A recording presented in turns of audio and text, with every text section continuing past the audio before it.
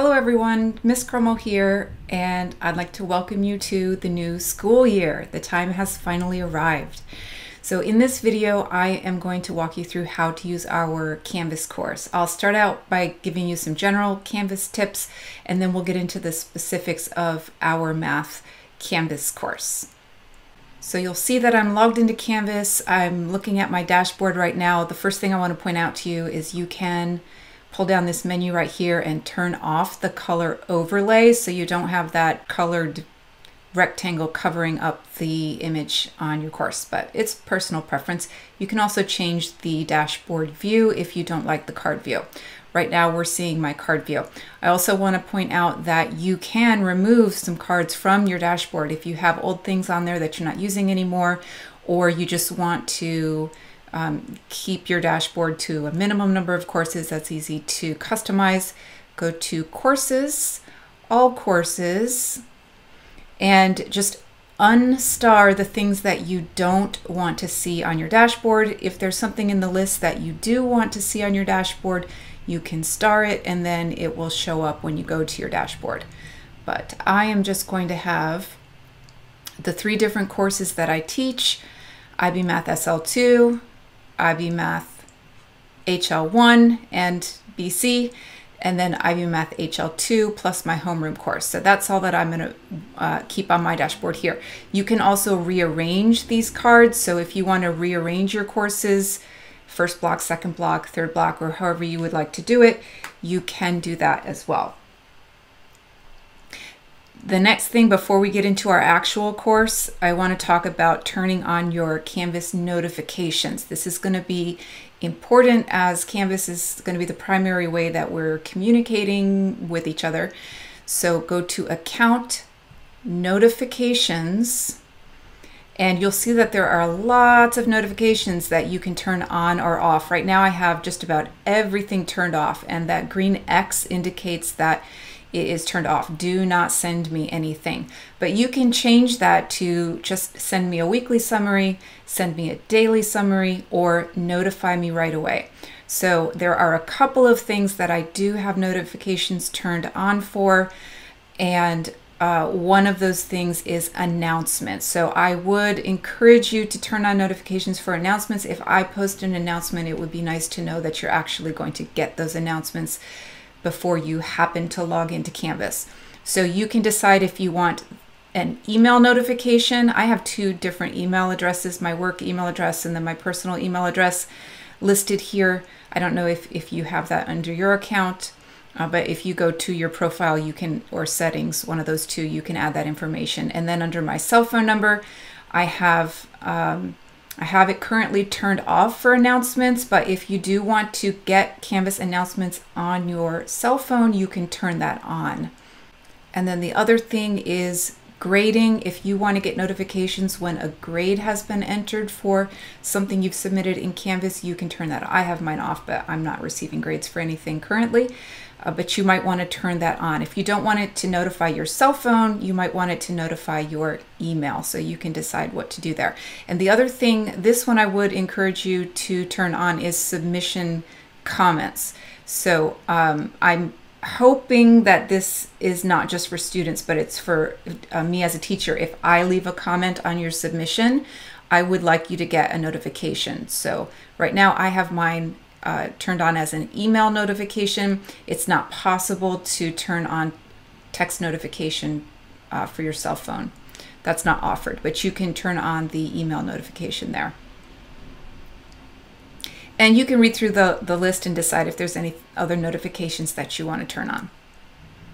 So let's go back to the dashboard, and we will go into our course. Now, for the purposes of this tutorial, I'm going to go into my HL1/AP Calc BC course. And this is the home screen. Now, I'm currently logged in as a teacher, so I'm going to go to Student View. And now this should be what you see when you enter this course. So a couple of things to note here. We have our main Canvas navigation on the left that is independent of this particular course, but that will always be there. Then you have this navigation menu on the left for this particular course, and you'll see that I've hidden some of the things that could appear in the navigation. You're only seeing home, syllabus, modules, overleaf, and Piazza. So home will always bring you back to this home page. Syllabus is going to take you to the syllabus page where you have a list of all of your assignments in chronological order by due date. Once this list starts getting really long, you can always click on this link up here that says jump to today, and it will jump down to that part of the list so you don't have to scroll so much. And then you can click on any particular assignment to go straight to that assignment. Okay, let's go back home. So that was the syllabus. Then I have turned on modules. If you click on modules, you'll be able to see the modules page. By default, the modules all start open, but you can close them or collapse them. So it's probably a good idea to only keep open the one that you're currently working in and collapse the rest, because when you leave, and even when you sign out of Canvas, then when you go back to your modules page, it will remember which ones you've collapsed, so you don't have to do so much scrolling. So I recommend collapsing things that you are no longer actively working in. Back home, we have a direct link here that will take you to Overleaf. If you don't know what Overleaf is at the moment, no worries, you will by next week. So this is a link that will take you right to Overleaf. You are going to have to click open in a new tab, and then if you are not already logged in, it will take you to the login screen. We also have a link on our navigation menu to Piazza, which is our question and answer forum. So the first time you click on that, you are going to have to enter your email. Make sure that you use your student email address here, and then type your name, leave student there. I don't think it'll let you change that anyway. And then it'll prompt you to check your email to continue that registration process. You won't have to do that every time. You'll just do that once to set it up in Canvas. Okay, before we start looking at the different icons here, I also want to point out over here on the right, you have a to-do list, and in your to-do list, you will have items show up in chronological order by due date. Once you submit an item, then you no longer need to see it on your to-do list, so you can manually close that. So anything that you have finished and submitted, you can go ahead and close those things so that the new items that you haven't gotten to yet will show up. Otherwise, this is going to be a very, very long list. In the main area, we're still on our home page here. You can click enter here if you are ready to go to today's lesson. That's where you're going to go. But let's talk about what else is on the home page here. First of all, you've got a copy of the course syllabus. So if you click on syllabus, it's going to take you to the syllabus page. There's lots of information here on the syllabus page. So we've got information, a general description of the course, the materials that we're going to be using. Now we are getting new textbooks this year in our IB Math courses and our AP Math courses, but we don't have the online access codes ready to go just yet. So I'll enter that information once I have it. And you can read through the other information here, the materials that we'll be using in class, digital tools that we'll be using, the goals that I hope you are all able to achieve as a student in this course, information about exams and assessments, the grading policy with a link to the official CMS high school grading policy, and then some contact information about me down at the bottom. Also, we have information about the textbook. Now, once I do have the online access code, I will link this image so you'll be able to click right on the picture of the textbook and go to the website for the textbook. But we also have links here that will take you to the different modules for the units that we will be studying. Okay, let's go back home. And next we are going to go to, well, let's skip over topics. That's like the main place you're always going to go in the class, but so I want to save that for last. So textbook, I have not hyperlinked this up yet, again, because we don't have the book information yet. The resources page here, I will post things that I think you will find helpful. These are things that typically, I might photocopy and hand out in class for you to stick in your notebook. Under AP resources, we've got links to AP classrooms. You might find that helpful. You've got the AP Calculus course and exam description with lots of information about the AP exam and the course itself. Under IB resources, we have our formula booklet. AP students, you will not have a formula sheet that you can use on your exam, but the IB students will be able to use a formula booklet on their IB exam. So I have that here. We have LaTeX resources, so a link to go to LaTeX tutorials, and then also a LaTeX reference sheet that you hopefully will find handy as you complete your LaTeX assignments in the future. Under Canvas resources, there are different links here specifically for students and then for parents for using Canvas. I will add more resources as I think of other things that you may find useful, or if you have suggestions for me, let me know and I can add them to the resources page. The exploration, this is for the IB Math internal assessment. We are not ready to start that yet, so I haven't linked it up yet, but I will eventually. Miss Crummell goes to my personal webpage, just michellekrummel.com, and the link takes you right to my About Me page. So you can read a little bit more about me. You can click on my slideshow. I don't know how many slides I have, but I have different photographs over the years with all of my crazy haircuts.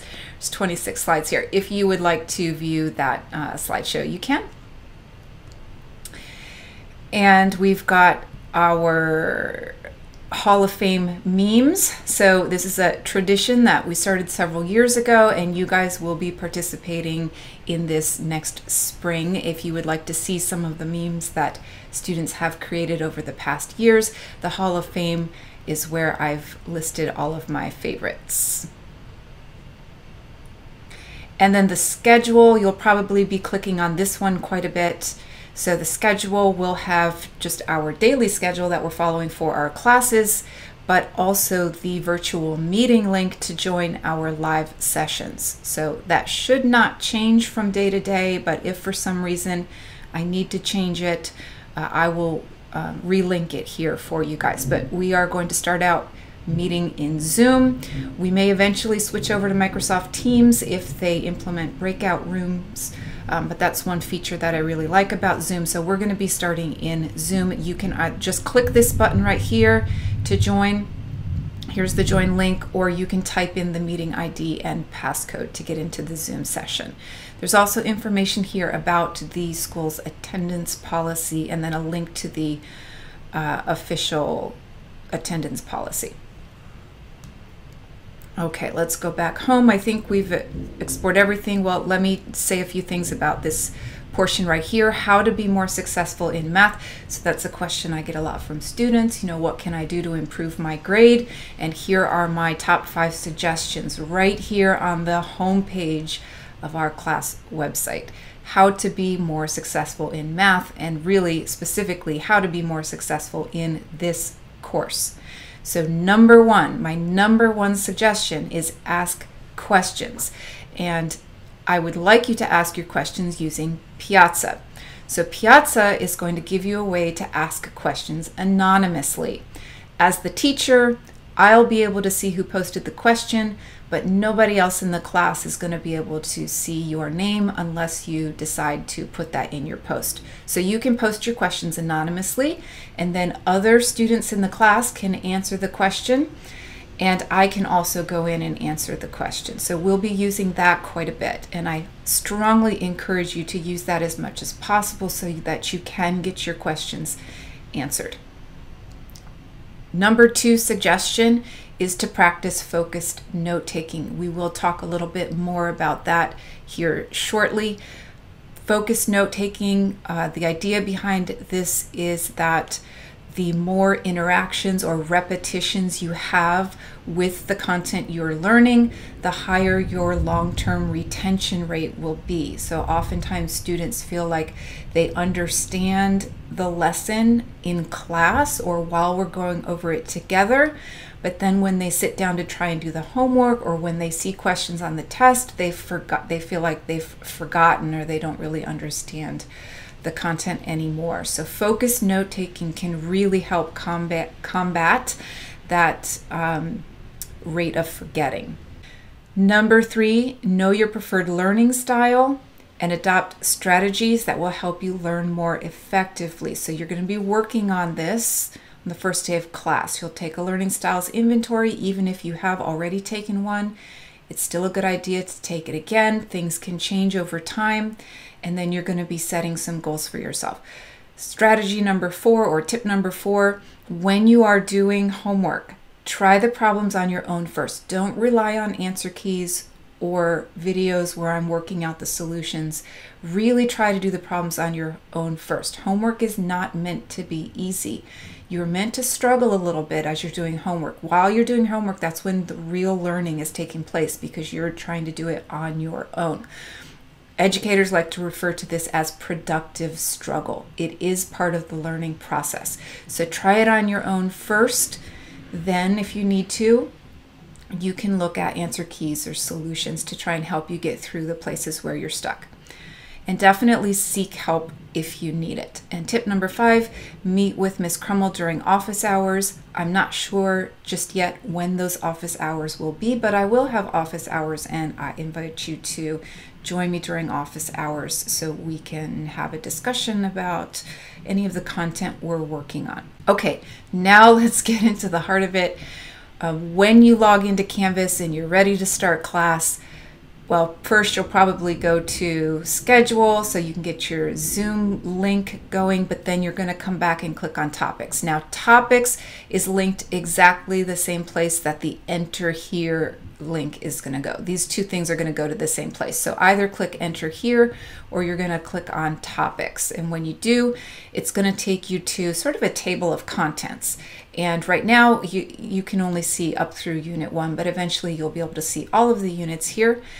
And to get started on day 1, you're going to go to course intro. So let's go ahead and click on course intro.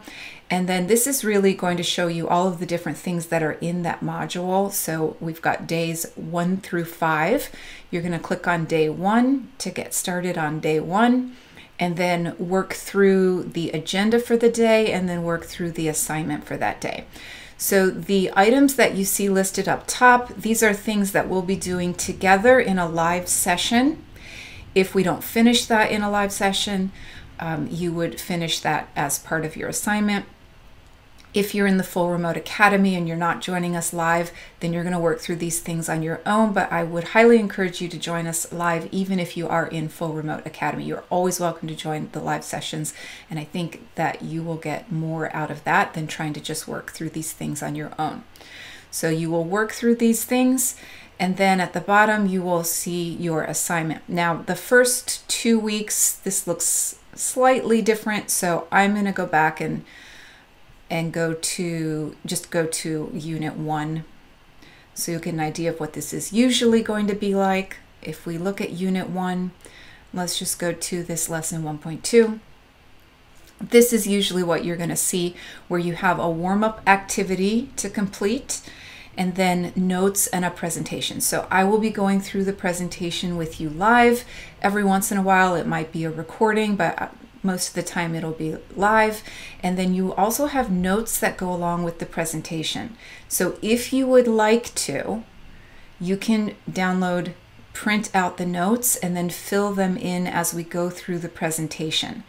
These are set up to be Cornell style notes. So you have space on the left for some focused note-taking activities, and then the main content on the right, where you'll be filling these in as you go. You don't have to print out these notes. You can take notes from scratch. A lot of times visual learners like to start their own notes from scratch and use their own kind of template, and that is absolutely fine if you would like to do that.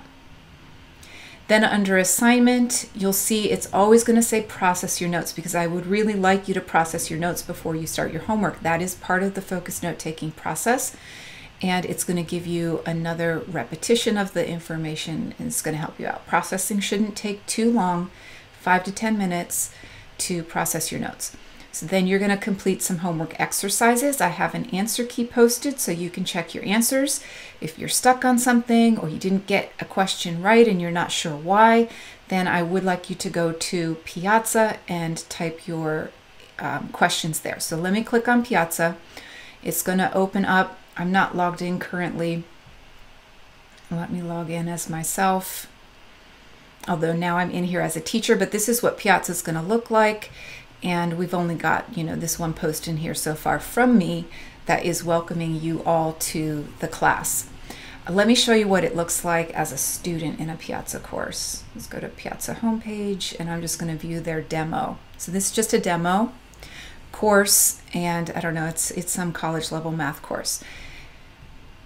You can see the questions that have already been posted, and in Piazza, what makes this a little bit different than your typical question and answer forum is that there is only one single student answer. But that doesn't mean only one student can answer. This is actually a collective response. So as a student, you can answer the question, and I'm seeing here that a student has answered this question. But then as a student in the class myself, I can hit the edit button and I can edit it. It's not allowing me to because this is just a demo course. I'm not actually enrolled in this course. But you would be able to click on edit and then edit that answer.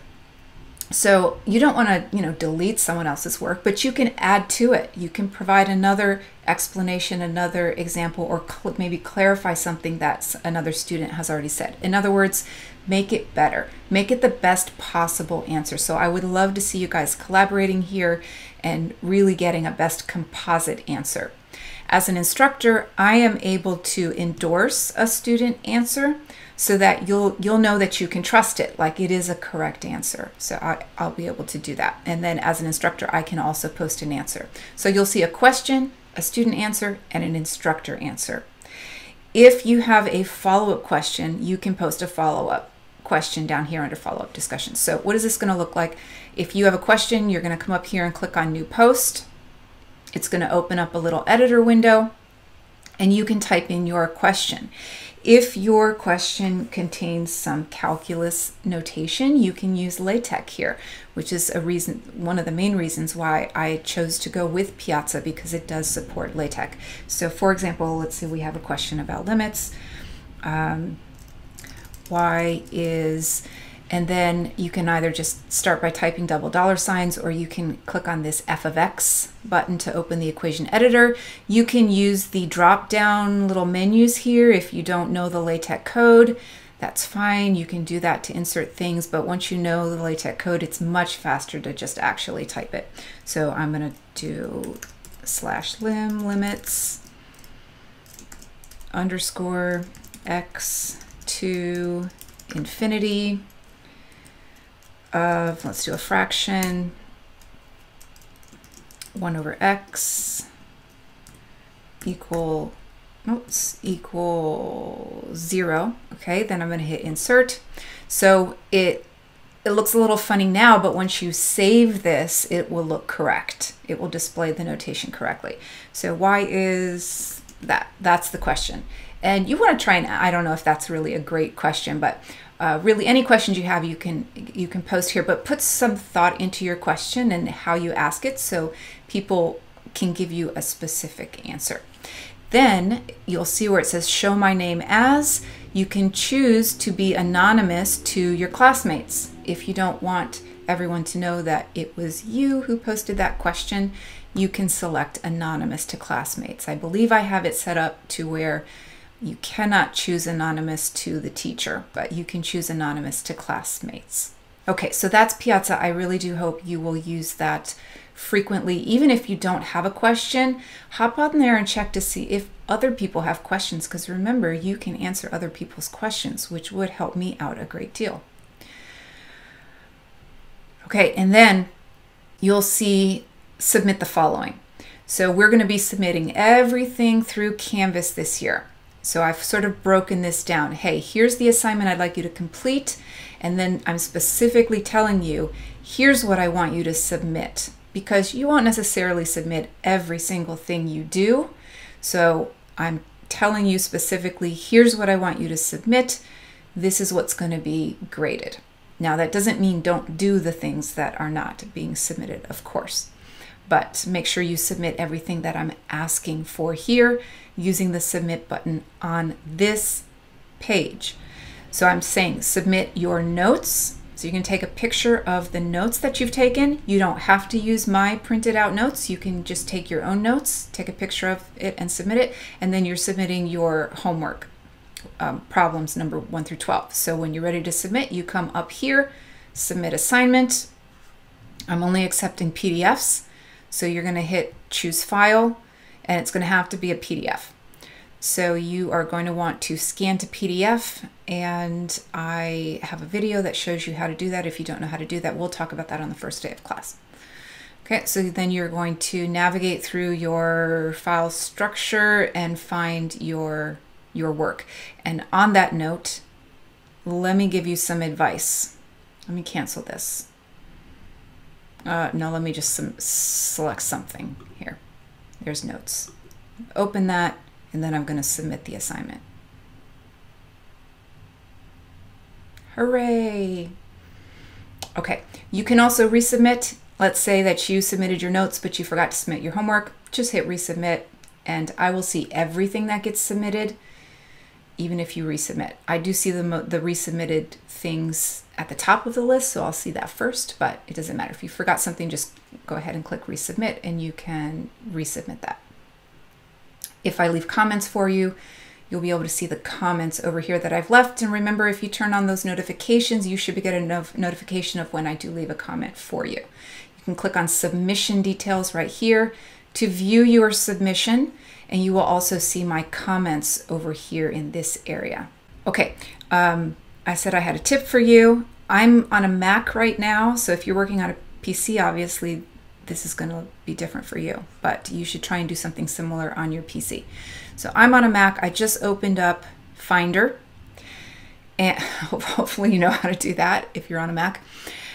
What I want you to do is go to your desktop and create a new folder and name it whatever you want to name it, but probably be a good idea to name it whatever the name of this course is. So I'm just going to type, for example, AP Calculus BC. Then I'm going to open that folder, and in that folder I'm going to create another folder, and I'm going to name it LaTeX Assignments. And I'm going to add another folder, and I'm going to call it Homework Assignments. And if you want to add other folders in here as well, you can certainly do that. Maybe notes, or you can just put your notes in the homework assignments folder, either way. Okay, now I'm going to go back up a level to the AP Calculus BC folder, so I can do that maybe using the back button, but I normally do a keyboard shortcut where I hold down Command and the up arrow, and it takes me up a level. Now, this AP Calculus BC folder, I don't necessarily want you to keep it on your desktop because you're going to have a lot of files in there, and you don't want to have a lot of files on your desktop because it can slow your computer down.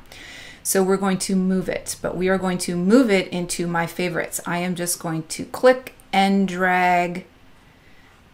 Why isn't it dragging? Try that again. Click and drag and drop it over here in my list of favorites. You can decide if you want it at the very top or where you want it. I'm just going to drop it right there.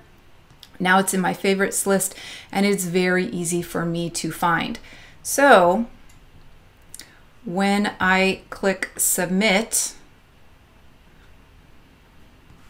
and I need to choose a file, it's right here on my list of favorites, AP Calculus BC. So if you're always saving your calculus work in this folder, it will be easy for you to locate your work.